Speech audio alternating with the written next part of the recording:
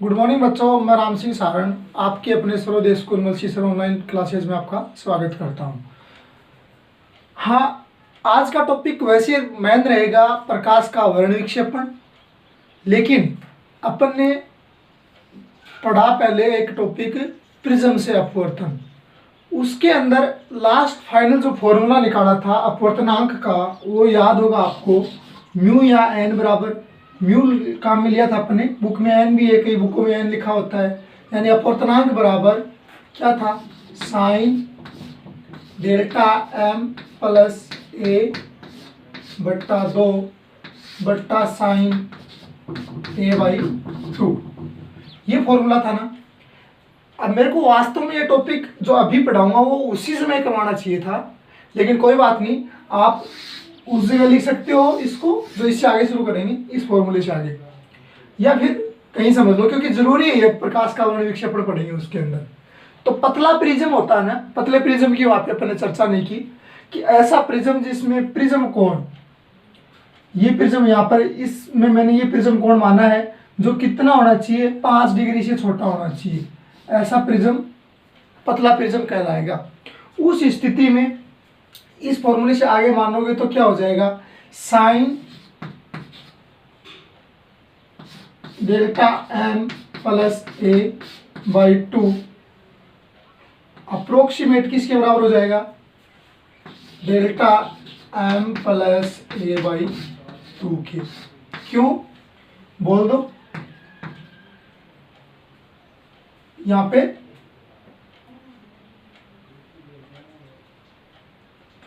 Delta M plus A by 2 छोटा कोण, छोटा कोण है। देखो ये कोण छोटा होगा, क्यों, क्योंकि प्रिज्म कोण कम होने की वजह से इधर से प्रकाश किरणें आप आपतित करवाओगे, फिर वो विचलित होंगी, तो कम विचलित होंगी, उस समय डेल्टा एम भी कम हो जाएगा, डेल्टा एम और प्लस ए बाई 2 ये मान पूरा कम होने की वजह से ये छोटा कोण है, तो ये लगभग इसके बराबर होता है ना, समझ रहे हो बात। देखो आप पतले प्रिज्म में प्रकाश किरण आपतित करवाओगे, वास्तव में तो ऐसे जानी चाहिए थी, लेकिन वो ऐसे डाइवर्ट होकर ऐसे जाएगी। उस स्थिति में ये यहाँ डेल्टा एम बनेगा ना, वो भी कम बनेगा और ये प्रिज्म कोण भी कम है, दोनों को ऐड करके 2 का भाग दे रखा है, इस वजह से क्या छोटा कोण है। तो छोटा कोण होता है तो साइन और टेन के लिए रेडियन में छोटा कोण लगभग कोण के बराबर मान लेते हैं। इसी तरह से ए बाई 2, ये छोटा है तो ए बाई 2 भी क्या है, छोटा कोण है।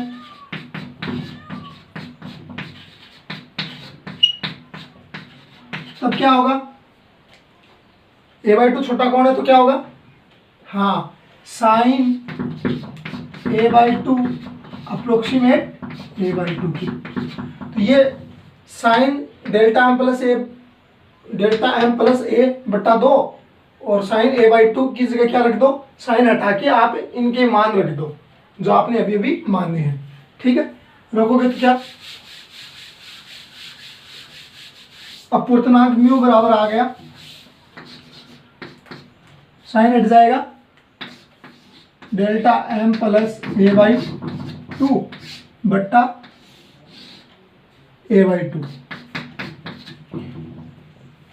2 ने 2 को उड़ा दिया, म्यू बराबर क्या हो गया, डेल्टा एम प्लस ए बट्टा ए, ये आएगा ना।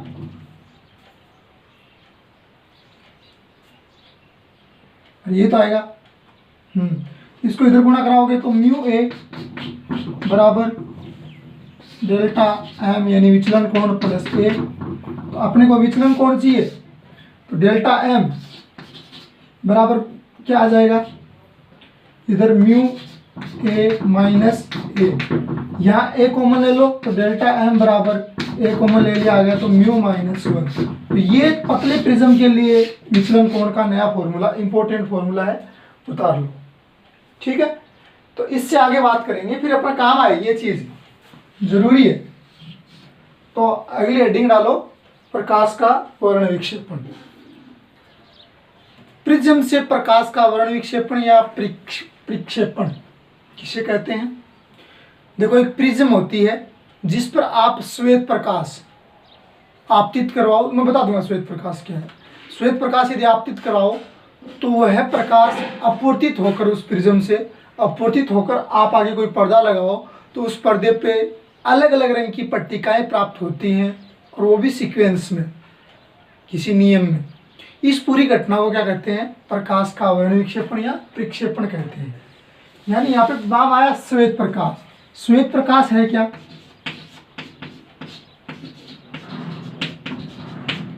इस टॉपिक पे वापस चलेंगे, पहले श्वेत प्रकाश के बारे में देख लो।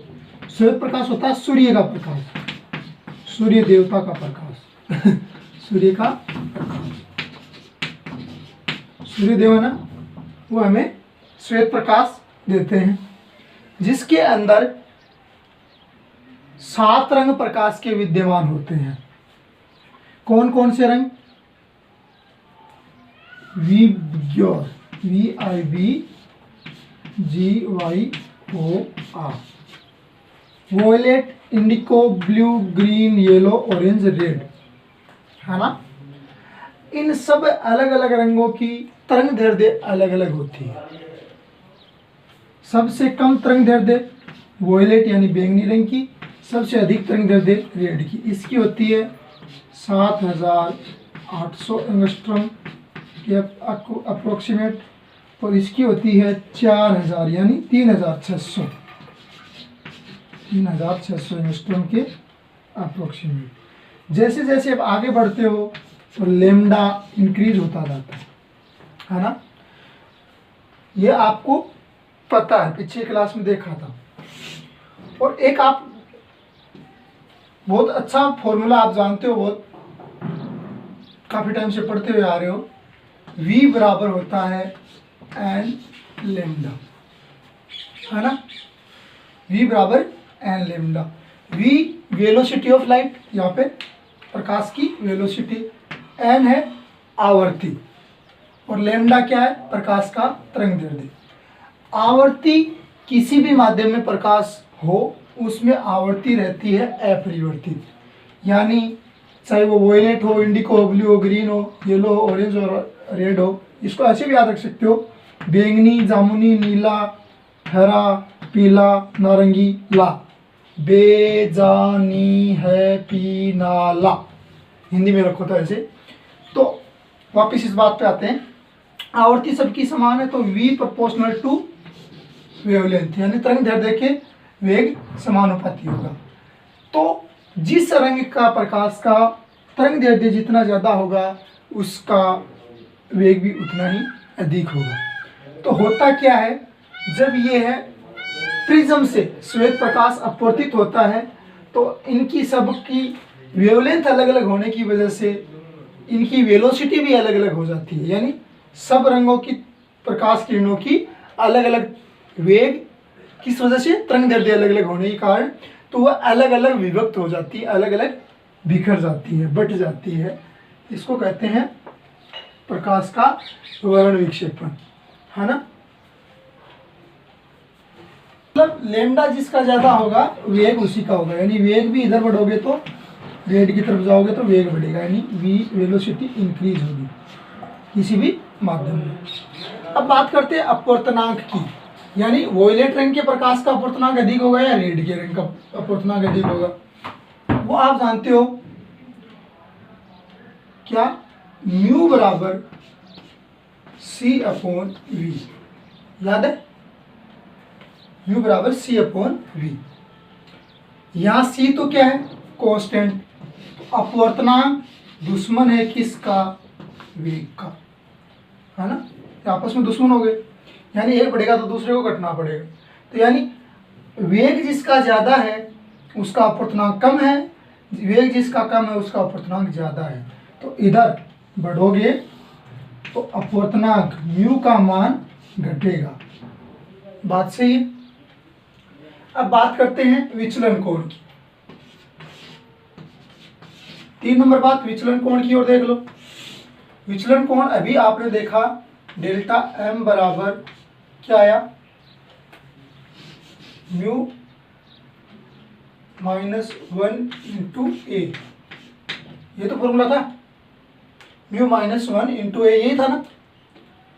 तो इसमें ए तो कांस्टेंट हो गया सभी प्रकाश के लिए, क्योंकि प्रिज्म से अपवर्तन कराओगे तो जो ऊपर कोण बनेगा वो तो सभी प्रकाश रंगों के लिए ए तो कांस्टेंट है ना, ए तो कांस्टेंट हो गया। तो फिर डेल्टा एम, ये 1 भी कांस्टेंट राशि है, प्रोपोर्शनल है किसके, अपवर्तनांक के। तो देखो जिधर अपवर्तनांक बढ़ रहा है उधर डेल्टा एम बढ़ रहा है, जिधर अपवर्तनांक घट रहा है उधर डेल्टा एम घट रहा है। तो अपवर्तनांक तो वेग बढ़ने के साथ साथ घटता है ना, यानी अपवर्तनांक तो इसका अधिक होगा, इस प्रकाश के लिए प्रिज्म का अपवर्तनांक अधिक होगा और रेड के लिए अपवर्तनांक कम होगा। तो यह डेल्टा विचलन कोण कौन से का अधिक होगा, वो भी विचलन कोण भी वोयलेट का अधिक होगा। क्यों, ये दोस्त है ना दोनों, अपवर्तनांक और विचलन कोण, ठीक है। तो यहाँ पे विचलन कोण डेल्टा एम भी घटेगा, अपवर्तनांक घटेगा। ये इस जानकारी के साथ अपन एक डायग्राम बनाएंगे अभी तुरंत, देखो देखो देखो,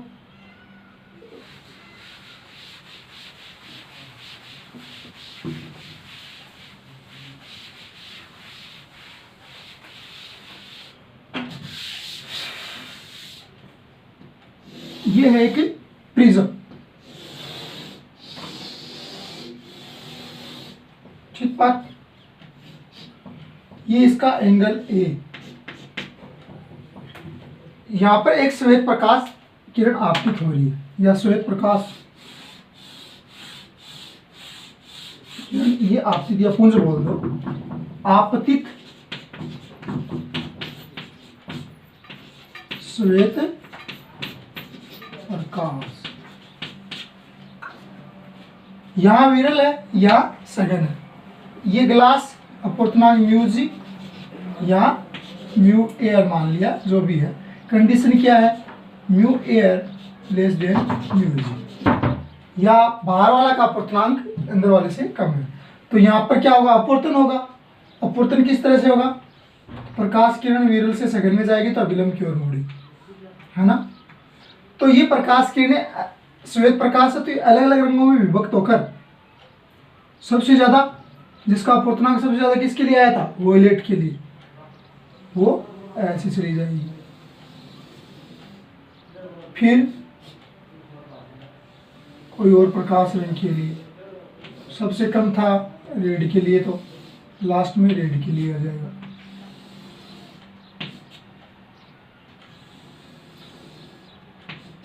1 2 3 4,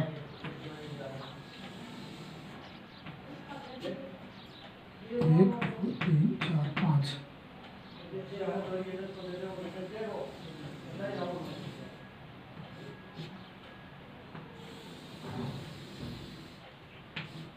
कितनी पट्टी होगी, 1 2 3 4 5 6 7 पट्टियां हो गई ना। अब ये सघन से विरल में जाएगा तो वापिस अभिलंब से दूर हटेंगे। तो यहाँ मान लो पर्दा है, तो यहाँ पर्दे पे ये प्रकाश किरणें ऐसे आपतित होगी।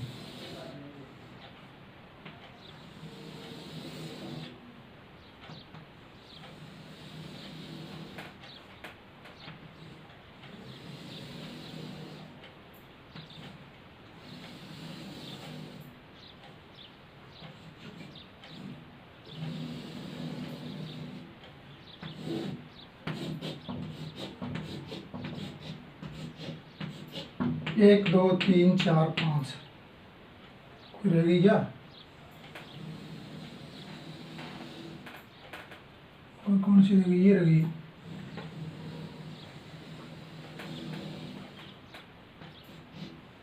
सात हो गई, 1 2 3 4 5 6 7। तो अपवर्तनांक वाली बात बताओ, विप की ओर लिखा था, इसमें इधर बढ़ने पे लेमडा इंक्रीज था, इधर बढ़ने पे वेलोसिटी इंक्रीज थी, इधर बढ़ने पे अपवर्तनांक डिक्रीज था, इधर बढ़ने पे डेल्टा एम डिक्रीज था। यानी डिक्रीज मतलब वोयलेट का, ये डेल्टा एम डिक्रीज मतलब वोयलेट का विचलन कोण सबसे अधिक और रेड का सबसे कम, ऐसे सीक्वेंस में इस ये तरंग दैर्ध्य का बढ़ता क्रम। ये संबंध अपने पास प्राप्त हुआ था।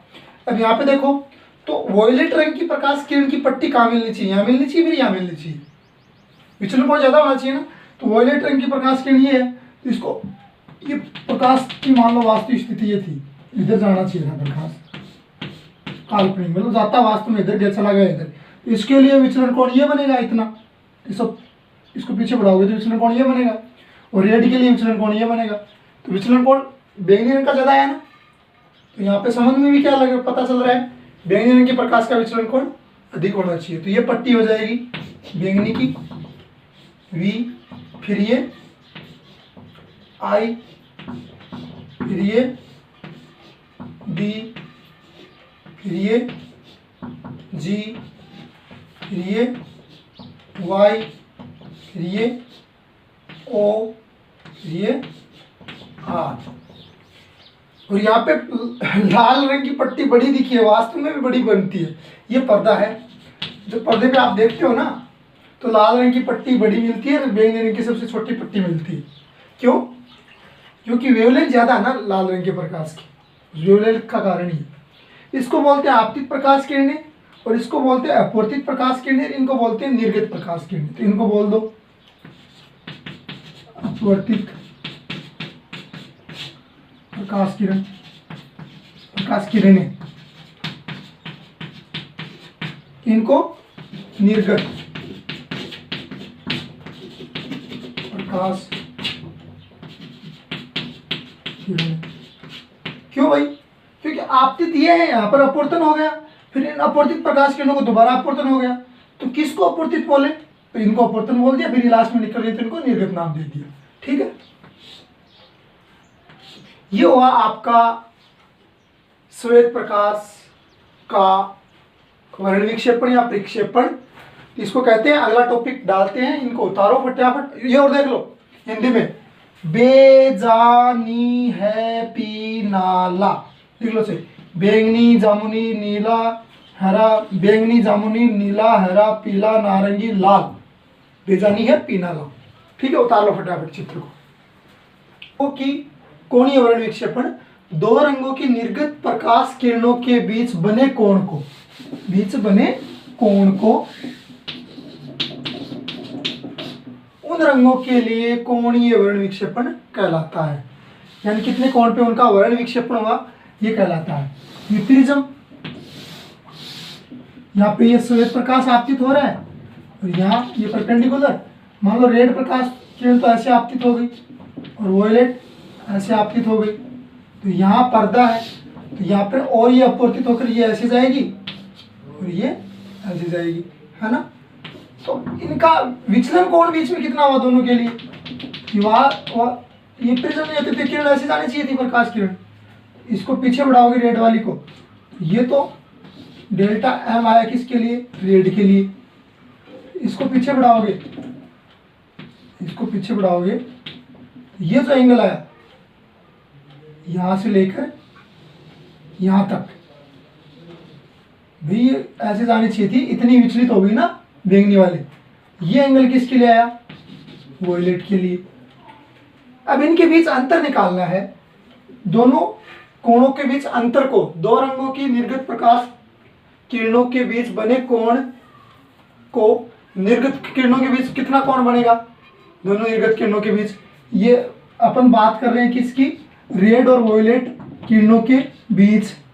यानी जो विचलन कोण आएगा, सॉरी जो कोण आएगा बीच वाला कोण, वो रेड और उसके लिए आएगा।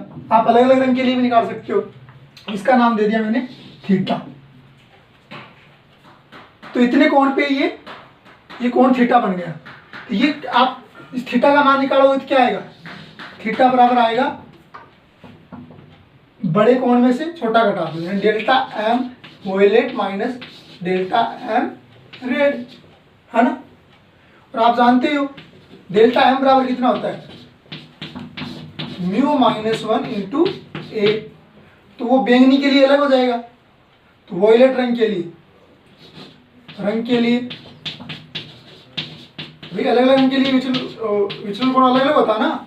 डेल्टा एम वी वॉयलेट कितना आ जाएगा, इसके लिए अपवर्तनांक अलग होगा, यानी म्यू वी माइनस 1 इंटू ये तो बदलेगा नहीं। इसी प्रकार इसके लिए रेड रंग के लिए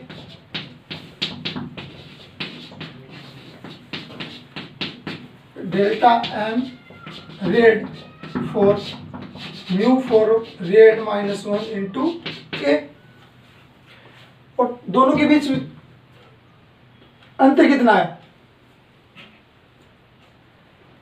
विक्षेपण कोण है ना ये, इसको बोलते हैं विक्षेपण कोण। विक्षेपण कोण का मान कितना आ जाएगा? यानी थीटा बराबर वैल्यू रख दोगे, डेल्टा एम वी की वैल्यू रख दो, इधर डेल्टा एम आर की रख दो। डेल्टा एम वी का कितना है? Mu violet -1 into A minus mu R -1 into A. ये आ गया कॉमन, अंदर बचा क्या? Mu violet minus mu red, एक से एक कैंसिल हो गया, ये बच गया ना। किसके बराबर? थीटा बराबर, यानी थीटा बराबर आ गया mu V minus mu R into A. किसके पदों के रूप में आ गया ये? अपवर्तनांक के पदों के रूप में। क्या? विक्षेपण कोण। ऐसे ही आप अलग रंग के लिए भी निकाल सकते हो, आप येलो ग्रीन के बीच में भी कोण निकाल सकते हो। उसके लिए अपवर्तनांक येलो का और उनका देना रखना पड़ेगा, वो आपको क्वेश्चन में देगा। ठीक है, तो उतारो, यहाँ तक मिटाता हूँ, फिर आगे करते हैं इसको। प्रकाशीय माध्यम की वर्ण विक्षेपण क्षमता, यानी जो प्रिज्म ले रखी है, जो जिस मेटल की बनी है वो एक प्रकाशीय माध्यम ही हुआ, तो उसकी वर्ण विक्षेपण क्षमता कितनी है, यानी कितना विक्षेपण काम कर रही है। एक तरीके से काम ही तो हो गया ये। तो बैंगनी तथा लाल रंग की निर्गत किरणों के बीच कोणीय प्रक्षेपण, बैंगनी और लाल के लिए कोणीय प्रक्षेपण थीटा भी आपने निकाला, यानी delta V minus delta R, ये भी निकाला ना, डेल्टा वी माइनस डेल्टा, ये डेल्टा एम वी बोला होगा मैंने, ये बोला होगा delta M V minus delta M R. आप delta V minus delta R भी बोल सकते हो।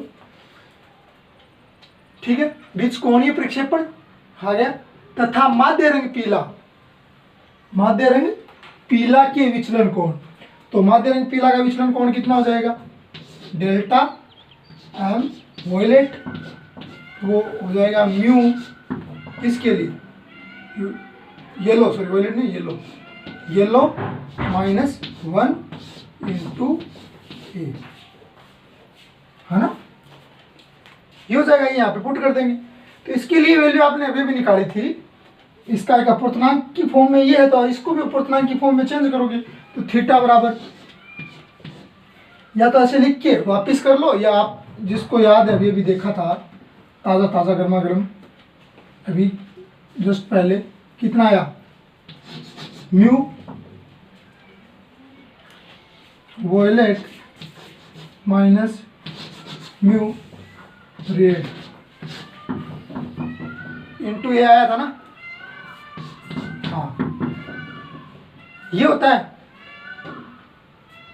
तो अभी ओमेगा किसको कहा? ये इतनी जानकारी है। ओमेगा किसको? प्रकाशीय माध्यम की वर्ण विक्षेपण क्षमता, यानी ओमेगा बराबर क्या हो जाएगा फिर?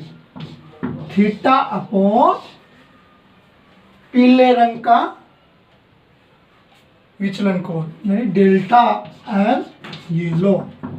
ये वैल्यू इसके अंदर पुट कर देंगे, या आपको ऐसा करना चाहिए था, ये फॉर्मूला पहले लिखना चाहिए था और ये वैल्यू बाद में। ऐसा कर लेना आप, आपको बोल रहा हूँ, कर मैं रहा हूँ ये काम। ठीक है, तो ओमेगा बराबर क्या आ जाएगा? Delta M violet minus delta M red by delta M yellow.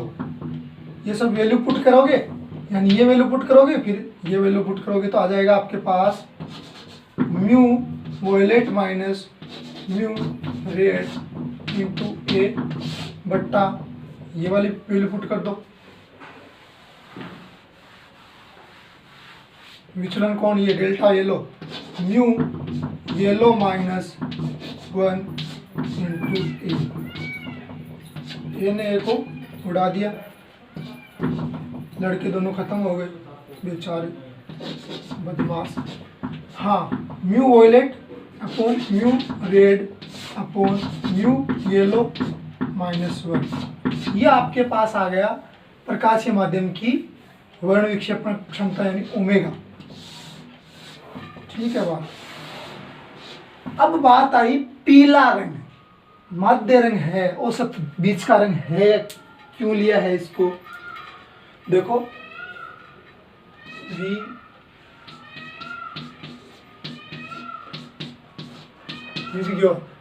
यहाँ पे येलो तो यहाँ आ रहा है कि ये कौन सी मैथ हुई भाई? नीचे तो 4 रंग ले रहे हैं, ऊपर 1 2 3 4, ऊपर 2 रंग ले रहे हैं, बीच को ये मांग रहे हैं। हिसाब ये बनता है 3 ये होना चाहिए, 3 ये ग्रीन बीच का होना चाहिए। लेकिन जब आप इनके वेवलेंथ यानी लेमडा के बारे में देखा तो इनका अप्रोक्सीमेट लेमडा जितना आ रहा था ना, उतना इन दो का आ रहा था। समझ रहे हो? यानी यहाँ इन दोनों का तरंग दैर्ध्य इन सब के तरंग दैर्ध्य से ज्यादा आ रहा था, तो बीच का तो यही हो गया ना। और तरंग दैर्ध्य ज्यादा होने की वजह से तभी तो वर्ण विक्षेपण में रेड पट्टी ऊपर बन रही थी। समझ रहे हो ना? इस वजह से ये औसत लिया गया येलो, यानी इन दोनों का तरंग दैर्ध्य और इन चारों के तरंग दैर्ध्य के बराबर था, तो बीच में हो गया ना ये। ठीक बात। या विचलन कोण भी बोल सकते हो, इन दोनों के विचलन कोण, विचलन कोण तो नहीं बोल सकते, इनका तो विचलन कोण बहुत ज्यादा आएगा। हाँ, वेलोसिटी बोल सकते हो, इन दोनों की वेलोसिटी और इन सब की वेलोसिटी किसमें? इस प्रिज्म में या किसी और सघन माध्यम में, जल हो गया, कांच हो गया, तो और माध्यम में ये बीच का आ रहा था। समझ रहे होंगे? तरंग दैर्ध्य वाला कॉन्सेप्ट ज्यादा सही है। तो ओमेगा बराबर ये फॉर्मूला आ गया आपका प्रकाशीय माध्यम की वर्ण विक्षेपण क्षमता।